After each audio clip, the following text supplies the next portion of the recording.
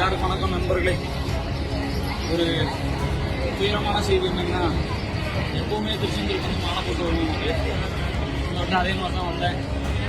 சரி மாலை போட்டு வந்தால் எங்களுக்குன்னு ஒரு லைன் விடுவாங்க பார்த்துக்கோங்க. சரி பாத யாத்திரை வரவங்களுக்கு அந்த மாதிரி வர்றதுனால இப்போ வரலாம் பார்த்தா பொது தரிசனத்துக்கு வாங்கட்டாங்க. பொது தரிசனம் 2 கிலோமீட்டருக்கு இன்னைக்கு கிட்டத்தட்ட ஒரு 5000 பேர் இருப்பாங்க. நாங்கள் இன்னைக்கு அதில் வந்து மலையை கழித்த 3 கிலோமீட்டர் கஷ்டப்பட்டு வந்துட்டு சாமி சீக்கிரம் பார்க்கணும் தான். கடைசியாக சாமி பார்க்கணும்.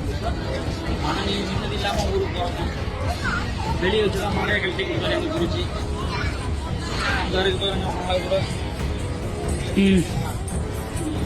பார்த்துக்கோங்க. எவ்வளோ பார்த்தாலும் அந்த அரசியல் இந்த கோயிலே இருந்தாங்க. அரசியல் சேகர் பாபு எங்கே தான் செய்ய போறீங்க?